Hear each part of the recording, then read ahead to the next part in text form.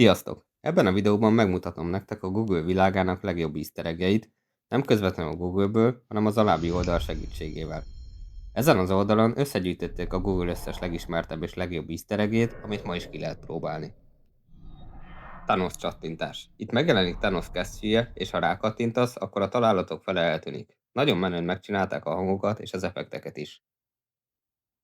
Atari Breakout, a következő pedig egy klasszikus Atari játék lesz. Képekből lesznek a téglák, amelyeket a labdával kell leütni. Igazi retro nosztalgia.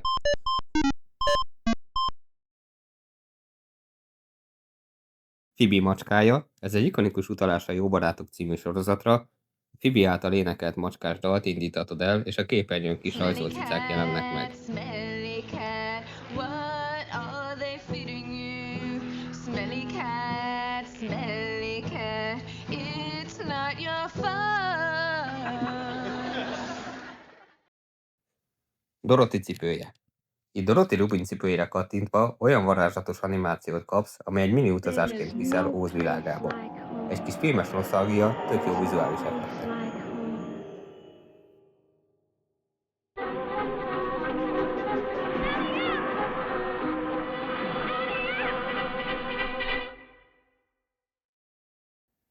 Következő egy kis dínós játék. Ez a Chrome böngésző híres T-Rex játékának egy 3D-s változata. Normál offline módban is ismerős lehet, de itt extra vizuális csavarral élvezheted a dínos futást és ugrálást. A következő pedig egy klasszikus űrháborús árkád játék.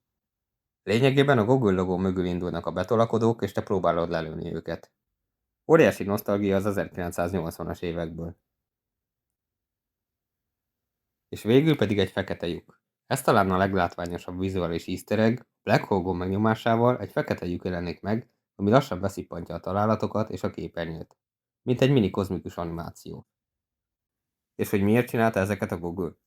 Mert rendszeresen készít easter egg-eket, főleg ünnepekhez, filmmegjelenésekhez vagy csak poénból.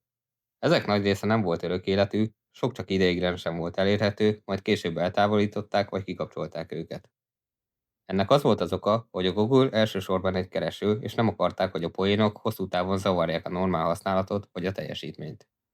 Ezen az oldalon pedig a rajongók és fejlesztők összegyűjtötték és visszaállították ezeket az élményeket, hogy bármikor kipróbálhatók legyenek, még akkor is, ha a Google már megszüntette őket.